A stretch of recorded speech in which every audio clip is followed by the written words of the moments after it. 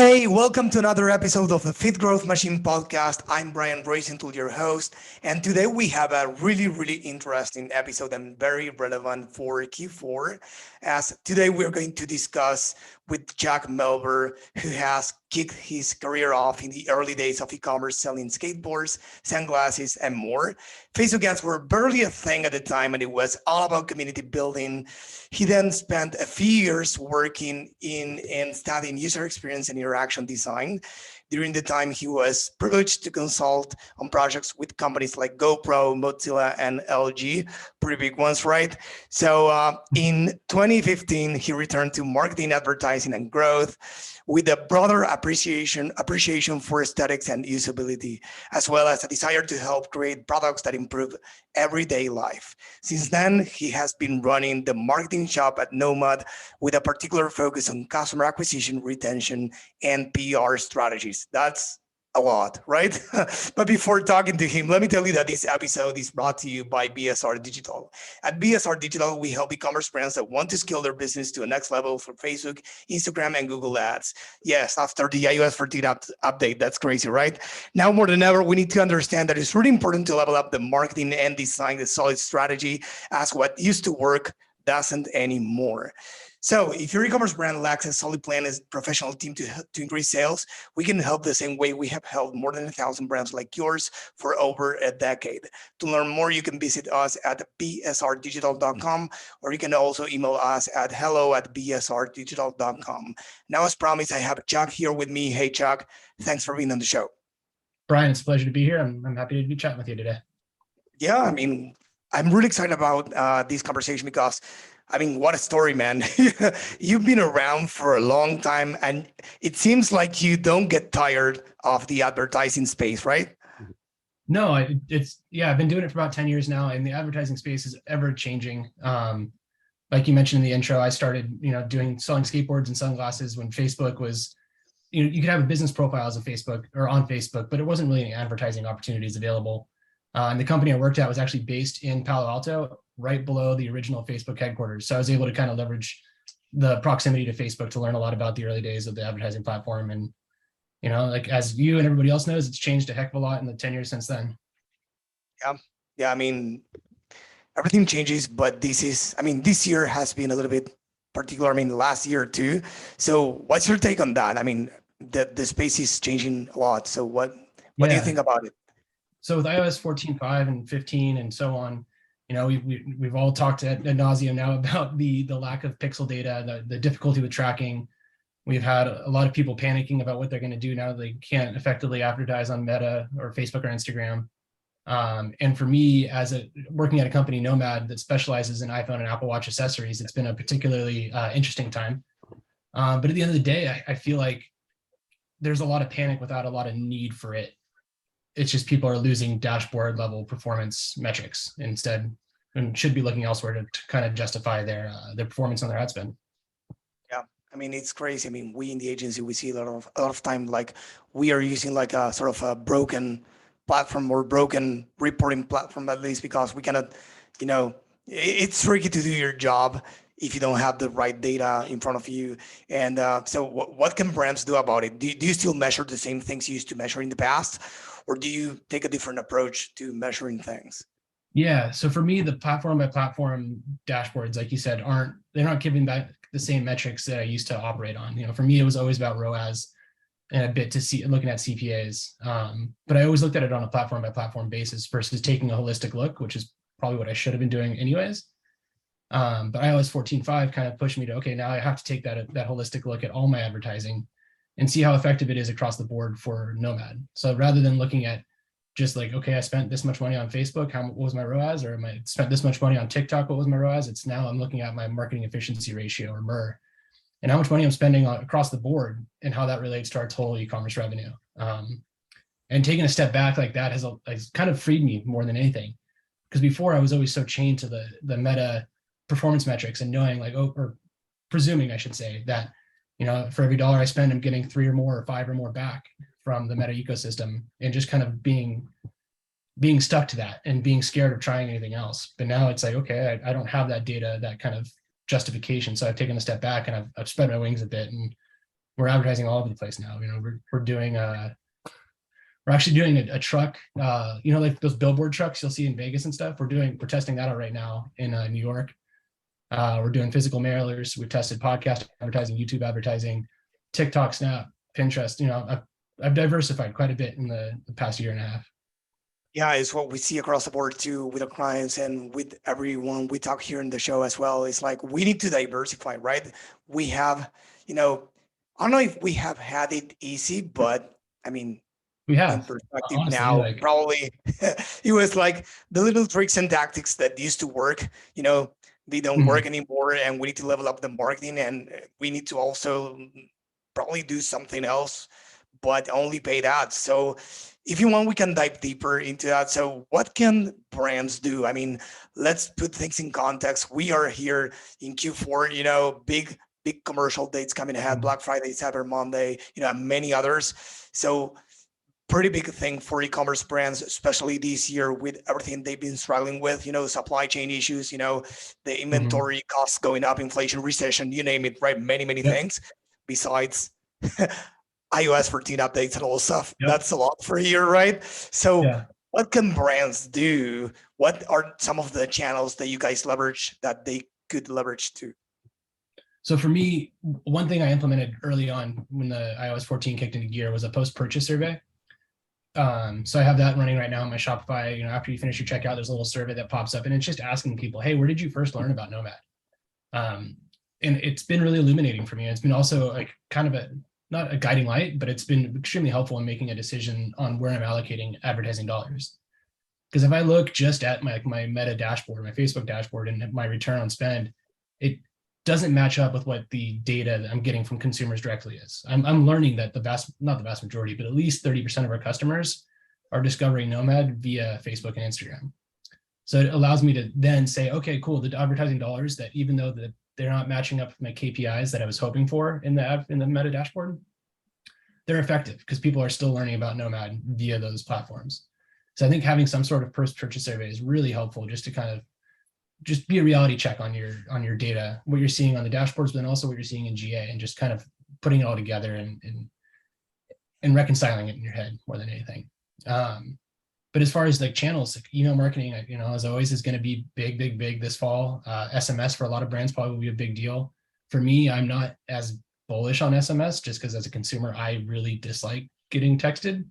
But I know a lot of other companies are doing or driving a lot of revenue through SMS. So I'm sure a lot of people are going to be leveraging that as well. Okay. So email marketing. So let's assume some people listening do have a list in place, do have email marketing in place, and some of them they don't, right? So some they want to level up, and some they want to get started, right? So what tool do you recommend if it could be one or more, right? And how can they get started? Let's say some of them, they have an email list, some of them, they don't, right? Tool, there's a whole bunch out there, MailChimp, Constant Contact, Bronto, Klaviyo is the one I use, I'm a huge fan of, but you got to do a little bit of research and find the one that's best for you. So if you don't have an email platform or email marketing game going yet, like stop whatever you're doing and just set something up today.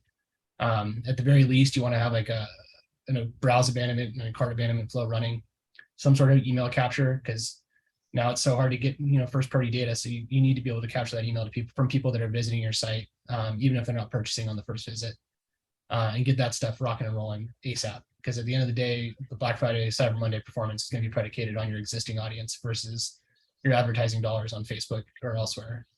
That time of year, CPMs just go through the roof, so it's going to be really hard to break through. So try to start building out that list now if you haven't already, and if you have one, do your darndest to grow it as much as you can going into Q4, going into Black Friday, Cyber Monday. Okay, so you mentioned a couple of terms, and I wanted to do a quick recap on them just in case someone listening to know what we are talking about, right? So you mentioned a few flows, and then you mentioned first-party data, right? So on Klaviyo, you have the automated flows that you can, for those listening, right, you have the flows that you can set up, and those are automated. You set up a sequence of emails that will be triggered after someone, performs an action, right? Action, yeah. It can be pretty much whatever you want. Like they could visit a specific product page. They could visit your website and just disappear. They could add stuff to their cart and then abandon. There's all kinds of triggers available within Klaviyo or within most of these email marketing platforms that'll allow you to set up evergreen flows that are just running in the background and just driving revenue. Once you set it up, you don't really have to do anything with it until you want to refresh the content, but you can let that ride for a while. So there are a lot of flows they can install. So probably they shouldn't be going crazy and creating 1,000 flows from the get-go. So which ones do you recommend they set up first? You mentioned a few ones, right? Yeah, at a bare minimum, you want to have a cart abandonment because that one's the people that have spent so much time and effort on your website. I don't know about how you shop, but I oftentimes add stuff to my cart, get distracted, go and do something else, and then never come back. All the time. So definitely need a cart abandonment email or a flow going just to get those people back in the door. After that, I would 100%, you want to have a browse abandonment flow. So those are people that are a little higher up in the funnel. They visited your site. Maybe they didn't add anything to the cart, but they spent some time looking around. So like they're obviously pretty interested too. And then after that, I mean, I would definitely recommend like I said, some sort of email capture opportunity. You can have a sign up in the bottom corner of your website. You can put something up in the nav bar, sign up and get 15% off your first order. You can do the full screen takeover. Some brands love to do. But at the end of the day, you just want to give people the opportunity to give you their email address and get them opted into your list so you can start sending them those browse and cart abandonment emails. Okay, so I get this question all the time. So just in case you have a different answer or to inform the audience about this, what email address should they use for email marketing? Should they use their main email address, or should they use an alternative email address? Oh, interesting. Whatever email address you use, it has to be a replyable email address. Those no reply at whatever website.com emails are horrible. And you want to make it as easy as possible for your customers to communicate with you. Maybe they're going to want to ask an order question. Maybe they have a product question, or maybe they just want to say, hey, what's up? Like, what are you guys doing today? Who knows? But you want to make it as easy as possible for them to reply. So to what email address should you use? I wouldn't use my personal email address because then your inbox is just going to get blown up and you'll never be able to stay on top of tasks. So for us, we're using a generic, I think it's Nomad at nomadgoods.com. So like that doesn't go to anybody's inbox. It goes straight to CS, and the CS team can manage any of those responses that are coming in. Okay. That said, every now and again, I will send an email coming straight from the CEO's email address or my own email address on occasion when it seems appropriate. So like if we're doing an email at the beginning of the year, or like recently, we just had our 10-year anniversary sale. I think one of the emails was like a text-based email, a letter from the CEO, basically. And for authenticity's sake, we sent it from his email address. Okay. So let's say we set up that's great. We set up the flows. You mentioned the first party data is like, getting data from people, navigating the website. Okay. Yeah, you spend a lot of money getting people to your website, and with the lack of transparency on the pixel data nowadays, it's harder to retarget people. It's Brian comes to my site and visits for a little bit and then goes off to Facebook. In the old days, I could just go retarget you with Facebook ads. I can't do that now. So I need to set up or start gathering my own data that I can then act upon. So that's why, like I was saying, it's really important to have some sort of email capture or phone number capture mechanism on your site so you can get people signed up to your list and start sharing information with them, or sync that email list with your Facebook account, Meta account, and run your own retargeting ads based on that. There's a lot of value in having your own data available. Yeah. And what's probably some of the tips you could give someone listening to grow the email list? Let's say they want to do everything you're saying, but they say, I don't have anyone in my list, or I have only a handful of people. How can they go about it? You can do list generation ads, going back to Meta. You can try to build it out that way. You can do giveaways. You partner up with like-minded brands, give away, $100 each in some sort of store credit. Those work pretty well, but I will mention there are a ton of websites out there that are dedicated just to giveaways, where people are just sharing information about giveaways that are existing on the web and constantly signing up. So you do get a lot of bad leads doing that. But you also can get a lot of value leads. So it's kind of a pro-con. You just got to have that in mind. You can run giveaways via your social channels and have people sign up. You can use like Gleam as a tool we've used in the past, where we build out a landing page and people can sign up, promote it on social media, like win a free iPhone or something like that.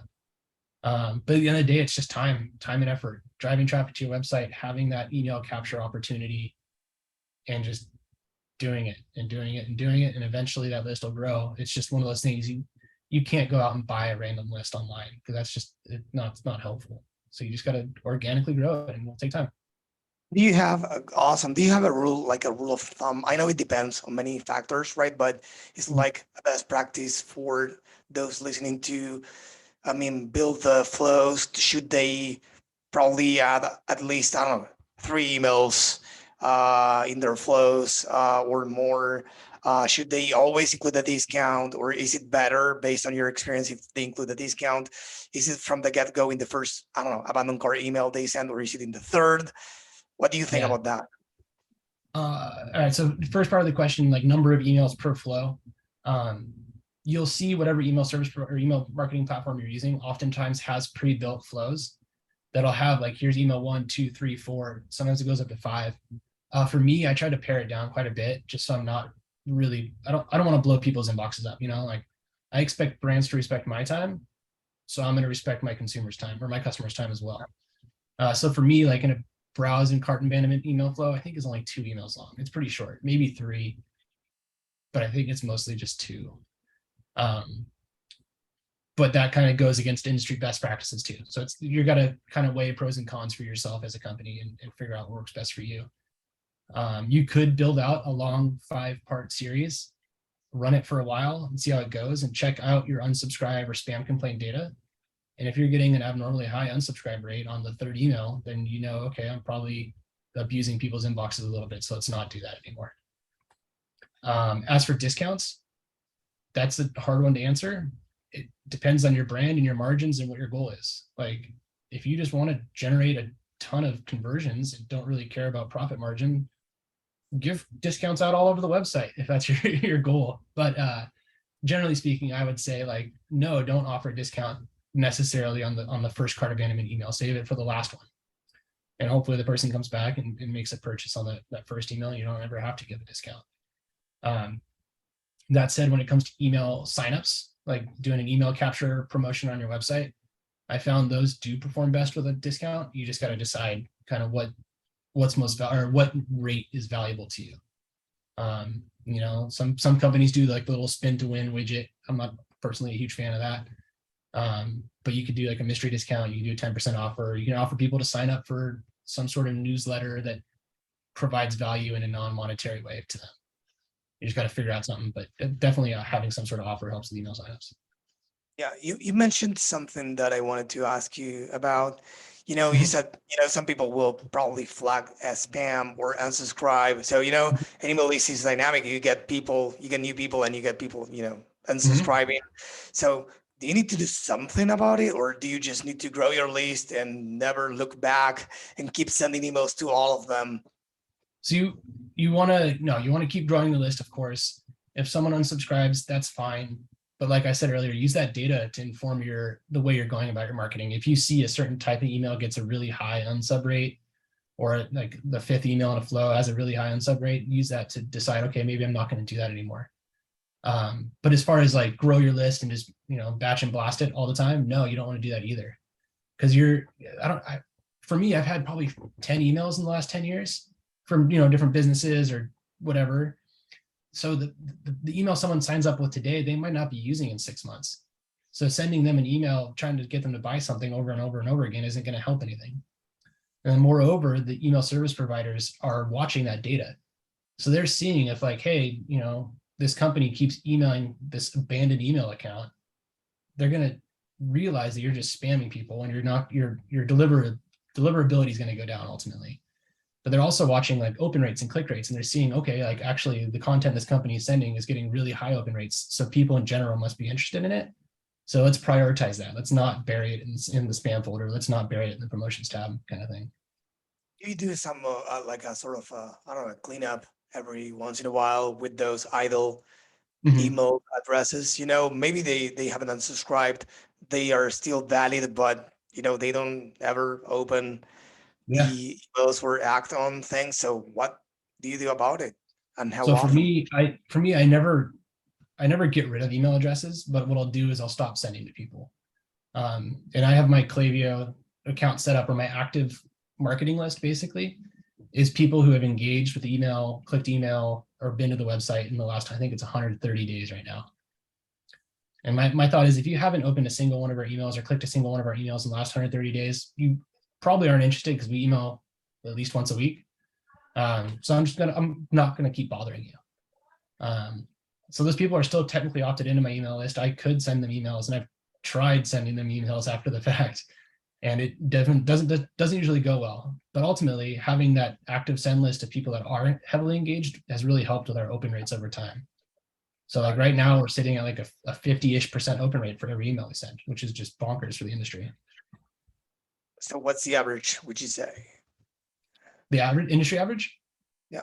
I think last time I checked, for like newsletter type businesses, it's like 15-20%. For e-commerce brands, I think it's like 25-30%. Yours is 50? Yeah. Wow, man. Yeah, it's crazy. So like yesterday was the iPhone launch, and we sent out our iPhone case email. And yeah, I think when I looked at it this morning, I had like a 55% open rate. Wow, that's crazy. And is that for the flows or for the regular campaigns you send? For the regular, Those right? those are for regular campaigns. Those go out at least once a week. We send a campaign email, either to product launch or some branding email, or a flash sale or something like that. So once a week is a good cadence for a brand. I mean, it could go as, you can send emails as often as you want, but once Yeah. a week is okay. Once a week is what I do. I've heard a lot of companies do twice a week. Given the general sales downturn over the summer, I did bump it up to twice a week. I was able to kind of recycle older email content. Like we keep talking about your email list is dynamic, so that the people that are on your list now probably didn't get that email you sent in January to the other part of your list. So you're able to kind of recycle content over the year. So I did a lot of that over the summer, and it was pretty helpful with driving extra revenue. And what's the average open rate for automated flows, more or less, on average? Honestly, I haven't looked at the data in a while, but I would assume it's about the same. Okay. With the exception Okay. of like, I have some flows that are like as people are getting migrated off my list, I'll send like a last ditch email, like, please come back, come buy something. Here's a big coupon. And that one, like they're right at the cutoff of getting bumped off our email active send list anyways. So those have a terrible open rate. But generally speaking, I'd say it's probably in the 50 range. Okay. And for those listening, still wondering, should I make this effort and pursue this, email marketing thing? What can they tell them? Is it worth it? How much revenue or what percentage of Yeah. the overall revenue for your business does it represent? Yeah, no, I mean, when I started doing email marketing 8 years ago, I thought there's no way this is going to last. Like people are going to get tired of it. They're going to stop buying. They're not going to care. 8 years later, it's still huge. It's going to continue being so, I believe. But for us, it's like 20-ish% of revenue is driven through email. Wow. At least when I use like the Klaviyo attribution model, it's like a 5-day engagement attribution model, which is pretty conservative. So I'll take that 20% convert, or 20% of revenue basically through email. That's pretty good. That's pretty good. And I think it plays, I'd love to know your thought about it, but I think it plays a big role in today's, context, let's say for e-commerce brands, where acquisition costs are getting higher and higher, and it's tougher to reach new audiences and those who are visiting your website already, and those who are giving you their email addresses or even phone numbers in some cases. Yeah. It's great data to increase LTV, AOV, and many things, right? Yeah, absolutely. And then knowing that someone bought an iPhone case last year and having their contact information means it's going to be that much easier to sell them a case this year. You mentioned something. You mentioned, reading between lines. This last comment. You mentioned a product type or a category. The phone cases. It's not the entire e-commerce. It's not all the previous buyers. So you can actually build segments for each kind of buyer, let's say. Yeah. I mean, within Klaviyo, I'll build segments based on purchase behavior or category that they're shopping in. For us, since we're heavily focused on the iPhone ecosystem or Apple ecosystem, everyone's kind of interested in everything. But at the same time, I can say like, hey, these 100 people bought Apple Watch straps, but they haven't bought an Apple Watch charger from us yet. So let's build out an email campaign specifically for them acknowledging the fact that they bought an Apple Watch strap and suggesting one of our chargers. And then the inverse is true as well. So as you grow your business and as you grow your product offerings and your customer base, you get a lot of really neat opportunities for segmentation and targeted marketing efforts. Yeah, that's gold. And then something else you mentioned earlier about, syncing, Klaviyo with Meta or Facebook, Instagram, whatever, Mhm. right? You can actually, Yeah. for those listening, you can build audiences. Like it's both ways, right? You can generate leads through Facebook lead forms if you want to grow your list, and then have them imported into your Klaviyo account. And you can also feed Facebook/Meta/ Yeah. Instagram. Yeah. You get it's not our fault, it's theirs, right? For Yeah. confusing them. So you can build audiences Yeah. in Meta from your Yeah. So like a usage, right? concrete example of that is, like I said, iPhone just came out yesterday, iPhone 14. So I built out a segment of people who bought iPhone 13 cases from us last year, sync that with Facebook, and now I'm advertising to those people specifically and separate from all my broad targeting audiences in Facebook. So that way, Yeah, like, I know I'm getting in front of my iPhone 13 people. that's great. And what about Facebook? I mean, it's still working for you guys? Facebook? Yeah. Yeah, I mean, like, I don't, like, when it comes to like actual content on Facebook, like my Facebook profile, I don't spend a lot of effort or time there. I just basically cross post whatever's on Instagram. But advertising in the Meta ecosystem, I don't differentiate really between Instagram or Facebook or any of the other ad offerings. I just build a campaign and say, put it everywhere. Like find the audience, find the targeting. I don't care. Like I don't care if someone from Facebook buys it or someone from Instagram buys it. The only exception there is I will build out campaigns that are specifically for stories. And I'll either target it towards Instagram or Facebook, depending on what I want to do. Interesting. So you've seen the difference between doing only stories, then stories plus the feed plus other placements? Yeah. So oftentimes what I'll do is I'll build out a campaign that will target everything, just broad, whatever. But then I'll also build out a secondary campaign that's only for stories and reels for that matter. Just because everyone's spending all their time on there, Instagram's pushing everyone towards stories and reels. I want to make sure that my content's also ending up there and not getting lost on like the right-hand bar or on Facebook Marketplace or some other, one of the other advertising tools. Okay, great. One of the things that we have been discussing here with some guests is that, no brand is an island, or no brand should be one. We should be collaborating with others, getting our message out there and partnering up with cool people and all the stuff. So besides email marketing and paid ads and organic, social marketing, what can brands do to, get new customers or retain the ones that they have? For me, I spend a ton of time on PR, and then as an extension of that, influencer marketing. But I'm focused on it in a more PR centric way. So like a lot of people, they say, I want to do influencer marketing. I'm going to find a category and just send a ton of product out to influencers in that category. Or they're going to pay for really expensive, someone with 1 million followers on Instagram or whatever to promote their product. Same for TikTok. For me, I'm looking at it as establishing like PR relationships where I'm reaching out to influencers, but then also traditional media players and YouTubers, content creators, and just trying to establish those relationships, seed product, and get Nomad in front of a broad swath of the community, both on like print media, digital media, YouTube, and then on the social channels. And I think doing that allows us, it's one of those things, it's hard to measure the performance of it, but it gives us a lot of opportunity to get in front of people repeatedly. So maybe they see my ad on Facebook, then they see some content creator posting about it on Instagram. They Google it, a YouTube video comes up from another creator that talks about the product. And then also, there's all these news articles from like, whatever, TechCrunch or Engadget talking about the brand as well. So it's like, it all kind of feeds into itself as like a big amalgamation of promotion. Yeah, I mean, is that the user journey is really complex. The old days were thinking that people will see an ad and buy it right away. Of course, some people Yeah. might do that, but it's not the common, scenario, right? Yeah. So It's like you guys, I always say the same thing for those listening. I always say the same thing. It's like, who told you to watch this movie or this TV show? It's like, okay, last night I had dinner with my father and he told me to watch this movie. But then Yeah, the week before, I had lunch with my brother and he told me to watch it. And then a friend told me, so who told me to watch this movie in the end? Like all of them. Like, yeah, okay, but one of them like was like the final reminder. But yeah, right. But there are many things that we can measure and many other things that, I mean, regardless of, we use with many clients different attribution tools. I will name a mhm, few only, like Triple Whale, Rocker Box, Hyros, and yeah, more, right? And none of them is entirely right because it depends on the mhm, lens that you put on to understand that reality, let's say, because exactly. there's no such thing as 100% accuracy. So No, it's really complex, and some brands forget about that. It's like, hey, this is not working, and or because we cannot measure that, we are not going to do it, and they are missing out on many cool things they could mhm, be doing because of that. yeah, So yeah, just wanted to say that.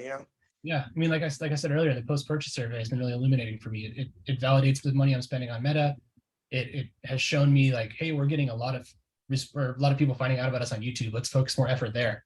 Or like I think 20% of our customers find out about us from friends and family. So now we're building out a loyalty program, a referral program, so people to further incentivize people to spread the word about the brand. But like you said, there's no clear way to go about it. Yeah. There's a lot of different ways to try and figure it out. I'm curious about the survey. Do you use an app to do it? Do you manually do it through code?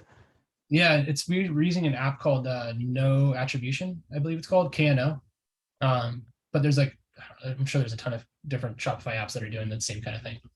Do you ask the customer more questions? Is that the only one you ask? I'll ask a follow-up question. So I think so the primary question is where did you first learn about Nomad? And the options, it's multi-choice, or no, it's single choice. It's like Facebook, Instagram, YouTube, Reddit, TikTok, podcast, physical store, because I'm curious to see like how many people are learning about us in actual brick and mortar, and then other. And then if they answer YouTube, the follow-up question will be which channel. Or if they say Instagram, I'll say what account, physical store, which store, just so I can kind of get a little bit more granular data and find. The cool thing about that is like asking which YouTube creator did you find out about us from. There's people that are buying our products and promoting it on YouTube without me ever interacting with them on a PR level. So I can find out about that via this survey and then reach out to them and establish a relationship and get them more gear so they can talk about the brand further. The good thing is that if you ask people to fill out something, of course, some of them won't do, but many Yeah, people will do and give you a lot of like yeah, golden nuggets to work with, yeah. No, for to me, do I think more with an influencer or to do more of what's working, right? yeah. Now for us, I think we get like a 25% response rate with there's no incentive. I'm not going to offer you a discount on the next order. I'm curious, and it's not the safest thing in the world to extrapolate 25% of your user base to 100%, but you can kind of do that and get a pretty good picture of like how things are performing. Yeah, 100%, 100%. So, I don't know, is there anything you guys are working on? I don't know, maybe something you've been doing forever or something that you're currently working on or just started doing? I'm testing physical mailers right now. Really excited about that. I feel like with the privacy updates that are going into e-commerce right now, everything old is new again. So we're returning to the idea of catalogs or postcards or whatever it may be. I'm in the very infant stages of testing, uh, but so far results are looking pretty positive. I'm running a large scale test right now with iPhone 14 cases where I'm mailing out. I built a segment of I think 10, 12,000 individuals that bought a iPhone 12 or 13 case from us, but are unsubscribed from email. So they're not going to get any of our email marketing about the new iPhone. I'm doing a 50% holdout. So I'm going to send a physical mailer to 5,000 people. And then I'm going to compare data in like a month and see, okay, Great. like of 50%, how many people bought naturally, how many people with the postcard purchased, and then, do a comparison lift study and You figure know, out statistically significant. that's great. We used to work for a company like those, one of these providers, the mail service providers. Mm-hmm. And we received a lot of great feedback from e-commerce stores Mm-hmm. in among other industries because if you think about it, the email channel is so crowded with many things, and there are a lot of filters, folders. You can, Mm-hmm. spam, Yeah. promotion, social, many others. Yep. But then mail, is more intrusive, it's not crowded, and it feels, I mean, It's I a little more remember, I don't expensive remember too. if, I'm sorry. It's more expensive too, so you got to have a little more skin in the game to do it. So in theory, should remain somewhat uncrowded for a while. Yeah, and something someone told me, I remember who, I don't know if it was this client or someone else I talked to, is that basically when you receive a piece of, something in the mail and it's good and attractive, you save it, right? Even if Exactly. it's a postcard, and then an email, I don't know, you delete it, archive it, or whatever, Yeah. right? But Yeah. How often do you forward an email to a friend like, look at this piece of marketing? It was amazing. I mean, for us, yeah, probably a little bit because we were in the industry, but yeah, nobody else does. yeah, that's great. Yeah, I think we covered pretty much everything we had for today, and it was Cool. more than interesting for me, and I hope it was really interesting for the audience because, guys, this is really actionable. I know it's Q4, really exciting times for e-commerce brands, and even more this year, right? So you need to make Mhm. the most. So any final tip or advice for them for Q4? Uh, Plan early and plan robustly. It's going to be busy. It's going to be crazy. Everyone's inboxes are going to be blown up. So just if you're not working on a plan yet, start ASAP. I'm working on mine right now, and it's end of or middle of For September. sure. Hey, Yeah. to wrap up, do you have any mentors or probably I don't know, industry influencers you follow or brands you admire that you want to mention? Yeah. So for me, actually, I try not to delve too deep into the influencer or mentor or book space. I know that's going to sound controversial for everyone who listens to marketing podcasts, but my favorite thing to do is reach out to brands that I admire in many different verticals that are working in e-commerce and try to connect with someone in their marketing department. Get on the phone, spend half an hour just comparing notes and see what's working for them. You could talk to the social media associate at a big company and learn a lot from them. You can talk to the marketing director or the VP of marketing at a mid-level company and learn a ton from them. You can talk to someone that's just getting started and learn a lot because fresh eyes, fresh perspective from different industries goes a long way to growing your knowledge base and ultimately helping you perform as a better marketer. Yeah, I mean, I agree 100%. I mean, some people read, that's great, but Mhm. many people who read and many people who don't read too don't connect with Mhm. their colleagues, with with other people doing the exact same thing they do and Yeah. get feedback from them, insights. People love sharing that. If you give, they will Mhm. give too. And Yeah, that's exactly. an amazing thing to do. Yeah. So reach out on social media to people, reach out on LinkedIn, just find businesses that you think are cool or doing interesting stuff and try to connect with someone there and see what you can Yeah. learn. Ultimately, I Yeah, think it's the we best. do. By the way, we do belong to an e-commerce community in the U.S. They go by build, grow, scale. Mhm. They are big in the gaming industry, so I wanted to give them a shout out because they've been Yeah. really helping us and our clients with many things. So they Yeah. do a great job. So yeah, you've been great. Thank Yeah. you a lot for being here on the show. So please tell me, where can people go to learn more about you and about Nomad? So if you want to check out Nomad, they're nomadgoods.com or at Nomad on Instagram. If you want to find me, I'm Chuck Melber at LinkedIn or Chuck This Out on Instagram if you want to hit me up there. But Instagram has nothing marketing related for me. It's all like fishing and outdoors and stuff. That's awesome. Thanks again, Chuck. You've been great. No, it was great. I appreciate it.